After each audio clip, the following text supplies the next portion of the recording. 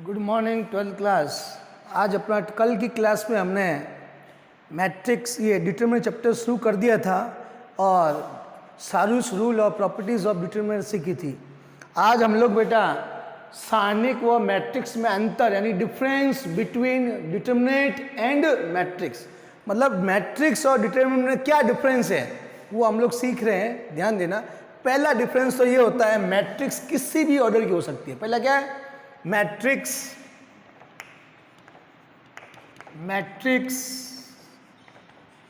किसी भी क्रम का हो सकता है। मैट्रिक्स किसी भी क्रम का हो सकता है, जबकि इसमें पहला पॉइंट क्या, जैसे मैट्रिक्स तो अपन कह सकते हैं बेटा, जैसे 1 2 3 4 या 1 2 3 6 7 8, इसका ऑर्डर 2 क्रॉस 2 है, इसका 2 क्रॉस 3, यानी मैट्रिक्स किसी ऑर्डर का हो सकता है। लेकिन सारणिक में क्या होता है बेटा? सारणिक सदैव एक वर्ग मैट्रिक्स होता है, जबकि सारणिक सदैव एक वर्ग मैट्रिक्स होता है। अर्थात सारणिक में स्तंभ और पंक्तियों की संख्या सदैव समान होती है। अर्थात सारणिक में पंक्तियों और स्तंभों की संख्या सदैव समान होती है। यानी matrix has any order, matrix किसी ऑर्डर का हो सकता है, ठीक है ना। 1 क्रॉस 2 भी हो सकता है, 2 क्रॉस 5 भी हो सकता है, किसी ऑर्डर का हो सकता है। लेकिन determinant is also a square matrix, यानी डिटरमिनेंट के अंदर क्या होगा, जितने रो होंगे उतने ही कॉलम होंगे। यानी डिटरमिनेंट के अंदर रो और कॉलम के नंबर जो होंगे वो हमेशा इक्वल होंगे। रो और कॉलम की जो संख्या होगी वो हमेशा क्या होती है? इक्वल होती है। पहला डिफरेंस तो ये है दोनों के अंदर। सेकंड क्या है? मैट्रिक्स का कोई भी न्यूमेरिकल वैल्यू नहीं होती, कोई भी संख्यात्मक मान नहीं होता है। यानी matrix has no numerical value, matrix की कोई न्यूमेरिकल वैल्यू नहीं होती है। जबकि सारणिक का सदैव एक संख्यात्मक न्यूमेरिकल वैल्यू, संख्यात्मक मान होता है। यानी मैट्रिक्स की कोई भी न्यूमेरिकल वैल्यू नहीं होती है, लेकिन सारणिक की एक न्यूमेरिकल वैल्यू होती है। कैसे? जैसे 2 3 5 6 है, इसको आप सॉल्व करोगे तो आपको एक न्यूमेरिकल वैल्यू मिलेगी। कैसे मिलेगी? इसको इससे करो, क्या आएगा? 12 - 15, कितनी है इसकी न्यूमेरिकल वैल्यू? -3। मैट्रिक्स में कोई न्यूमेरिकल वैल्यू नहीं, मैट्रिक्स रहता है। जैसे ये लिख दिया मैंने 3 2 1 1 2 3 और 2 3 1, इसकी कोई न्यूमेरिकल वैल्यू नहीं होती है, ये ऐसा ही पड़ा रहेगा, मैट्रिक्स ही रहेगा। लेकिन इसकी एक न्यूमेरिकल वैल्यू निकलती है, किसकी? डिटरमिनेंट की। तीसरा क्या है बेटा?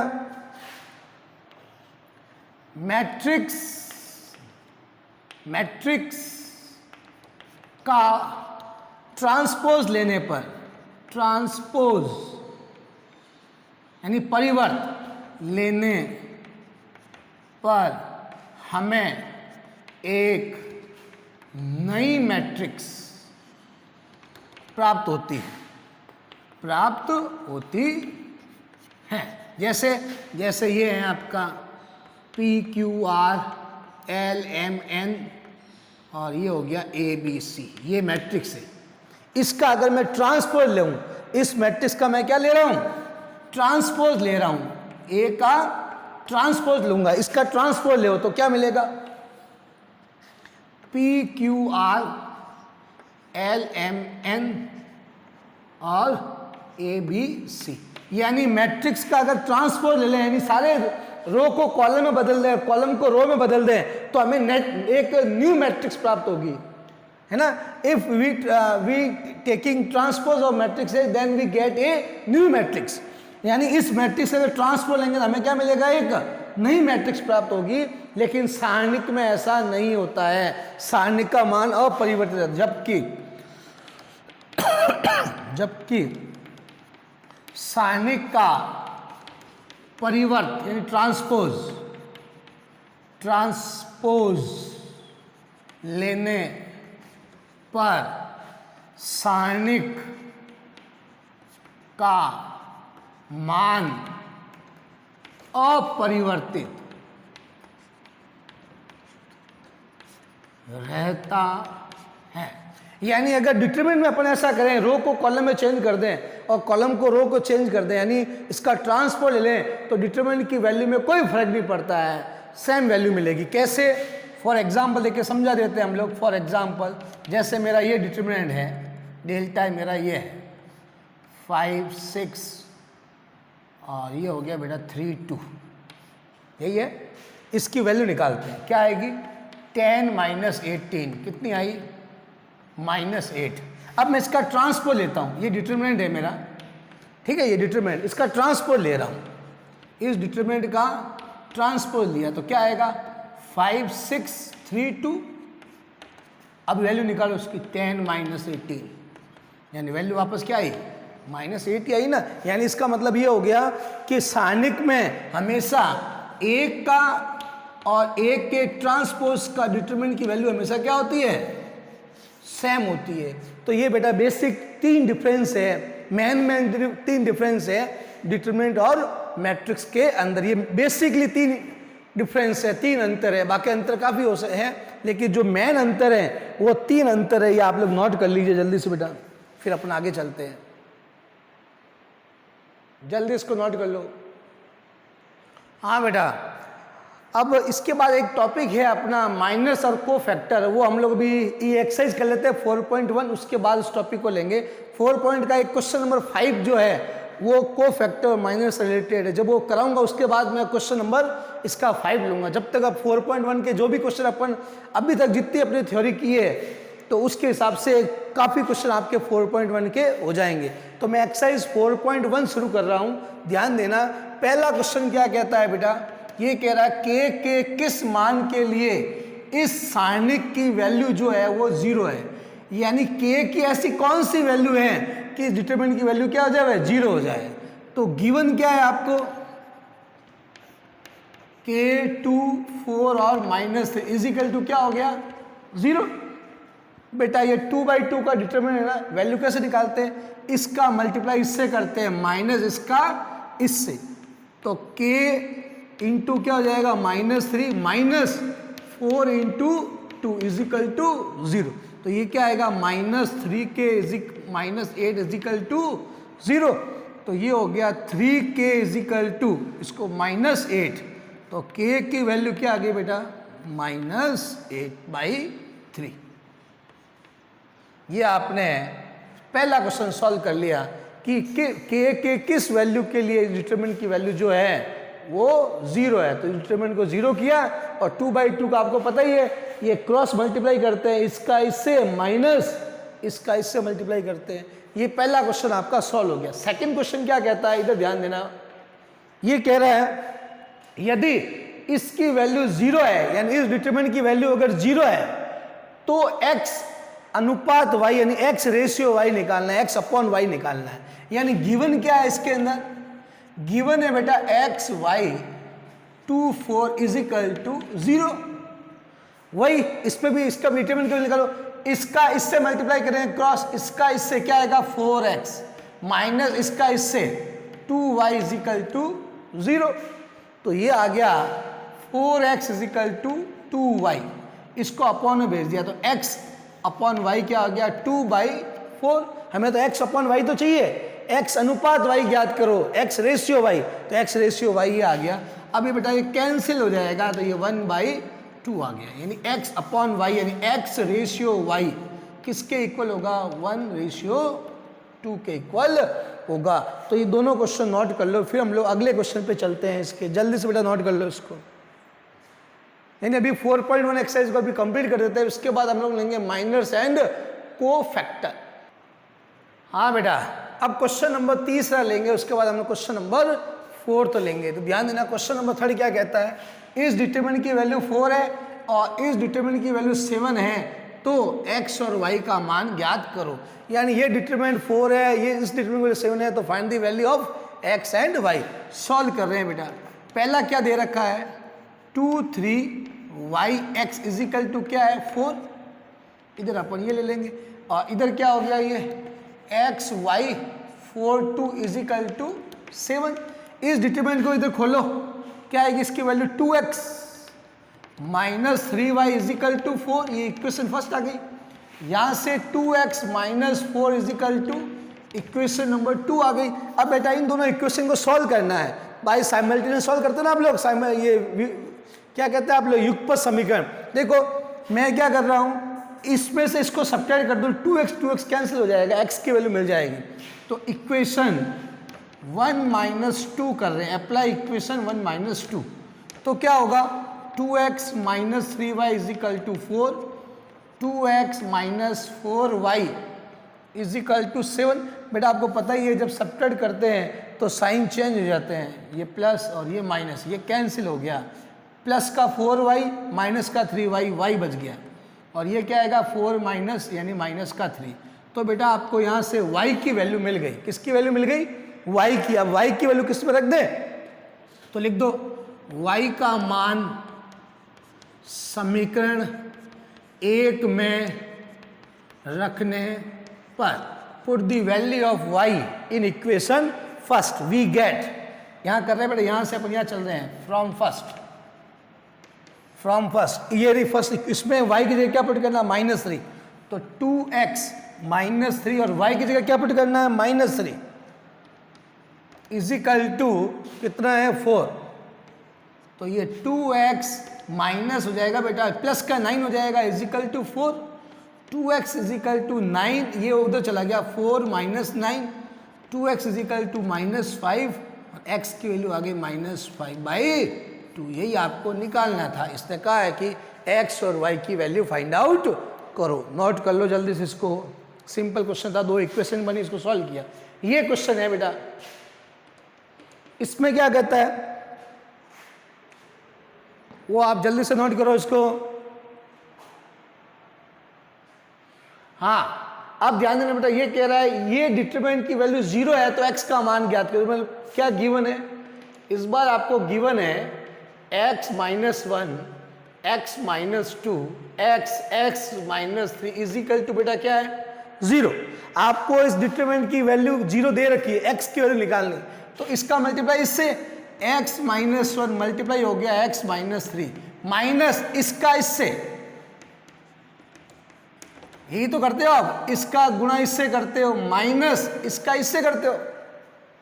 अब इस डिटरमिनेंट को खोलो, इसको इससे मल्टीप्लाई किया x square minus 3x minus x plus का 3, इसका माइनस x स्क्वायर प्लस का 2x इज इक्वल टू 0। ये बेटा x स्क्वायर से x स्क्वायर कैंसिल आउट हो गया, क्या बच गया, यहाँ से देखो माइनस का 4x प्लस का 3 और प्लस का 2x इज इक्वल टू 0।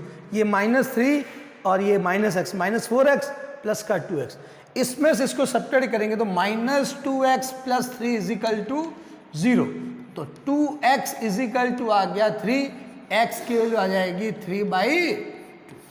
ये हमें निकालना था कि x की वैल्यू ज्ञात करो। 2/2 का डिटरमिनेंट था और बड़ा आसान था निकालना। इसको भी आप जल्दी से नोट कर लो बेटा, इसमें कोई दिक्कत आती है तो आप मेरे से कंसल्ट कर सकते हो। सिंपल क्वेश्चन है, एक नंबर के क्वेश्चन इस टाइप के बोर्ड में आते हैं, तो ध्यान से आपको सुनना है, कोई दिक्कत नहीं आनी चाहिए। ओके, आगे बढ़ रहे हैं हम लोग। हाँ बेटा, क्वेश्चन नंबर 6 ले रहे हैं, सिंपल क्वेश्चन है, इस डिटरमिनेंट की वैल्यू निकालनी है। तो गिवन क्या है आपका डिटरमिनेंट, गिवन डिटरमिनेंट है आपका 5 0 0 -10 3 0। अब आप मुझे खुद बताओ, इस मैंने आपको शॉर्ट तरीका बताया था ना कि आप चाहो तो किसी रो या कॉलम से इसको एक्सपेंड कर सकते हो, कोई दिक्कत वाली बात नहीं है, लेकिन जल्दी आंसर लाना है तो उस रो और उस कॉलम से करो जिसमें मैक्सिमम जीरो हो। आप देखो R2 से भी कर सकते हो, R2 में 2 जीरो है। आप चाहो तो उसका C3 से भी कर सकते हो, इसमें भी 2 जीरो है, ठीक है ना। और सिंपल R1 से भी कर सकते हो, जो आपकी मर्जी है वैसे कर सकते हो आप इसको। तो देखो इधर अपना R2 से करते हैं, R2 से प्रसार करने पर अगर आपको दिक्कत आती है तो कोई बात नहीं, आप तो सिंपल R1 से ही किया करो, ठीक है ना। थोड़ा सा टाइम ज़्यादा लगेगा और क्या है, इससे भी रिजल्ट तो आएगा, आपका आंसर तो निकलेगा। अब अपना R2 से ले रहे हैं बेटा, R2 वाला ये है, तो ये और ये चला गया। ये कौन सा एलिमेंट है, ये एलिमेंट है आपका, ये एलिमेंट कौन सा है, ये है A21, मतलब I प्लस J करो तो विषम आएगा, ऑड आएगा, तो आगे क्या लगेगा, ऑड आता है तो माइनस, तो -5, फिर इसका सारणिक ये चला गया और ये चला गया, तो क्या आएगा -11, 1, 3 और 0, प्लस आगे वाले दोनों जीरो हो जाएंगे, क्योंकि ये इंटू उसका उपसारणिक लेंगे तो आगे वाले दोनों क्या हो जाएंगे। इससे ये फायदा होता है, जल्दी आंसर निकलता है अगर उस रो और कॉलम से आप इसको एक्सपेंड करते हो जिसमें मैक्सिमम जीरो है। देखो आगे वाला क्या आएगा, जीरो इंटू इसका उपसारणिक, तो जीरो ही तो हो गया, फिर लिखने से क्या मतलब। तो अब ये क्या हो गया, -5, ये हो जाएगा 0, -3, तो बेटा -5 ये -3 गुणा करेंगे तो रिजल्ट आएगा 15, यानी इस डिटरमिनेंट की वैल्यू आ गई 15। इसको नोट कर लो बेटा जल्दी से, फिर हम नेक्स्ट क्वेश्चन पे चलते हैं। नोट करो इसको, क्वेश्चन नंबर 7 ले रहे हैं हम लोग। क्या कहता है क्वेश्चन नंबर 7, प्रूव करना है, इस पर थोड़ा इंपॉर्टेंट लगाना, आपको प्रूव करना है कि इस डिटरमिनेंट की वैल्यू इसके इक्वल है। मैं इसकी लेफ्ट हैंड साइड लेके चल रहा हूं, we taking LHS, left hand side. Left hand side आपकी क्या है इसकी, 1AB, फिर है -A 1C, -B -C और 1। अब तो किसी में तो जीरो आपको नजर आ नहीं रहे, तो सिंपली अपन क्या कर रहे हैं, इस पूरे को हम लोग R1 से एक्सपेंड कर रहे हैं, R1 से प्रसार करने। ध्यान देना, एग्जाम में मेंशन करना बहुत जरूरी है कि आप किस रो और किस कॉलम से इसको एक्सपेंड कर रहे हो, ठीक है ना। R1 से कर तो लिखना है R1 से एक्सपेंड करने पर, एक्सपेंडिंग बाय R1, या R1 से प्रसार करने पर, वो आपको मेंशन करना है। R1 से करेंगे तो क्या आएगा बेटा 1, फिर अगर आप चाहो तो कैलकुलेशन फास्ट करने के लिए आप डायरेक्ट भी कर सकते हो, जैसे ये इसको किया, इसका इससे डायरेक्ट, इसका इससे भी कर सकते हो, लेकिन मैं समझा रहा हूँ इसलिए पूरा डिटेल में कर रहे हैं। ये चला गया तो 1C -C और 1, फिर -A, ये चला गया, ये चला गया, ये और ये, तो -AC -B और 1, प्लस का B, इसका आ जाएगा -A1 -B -C।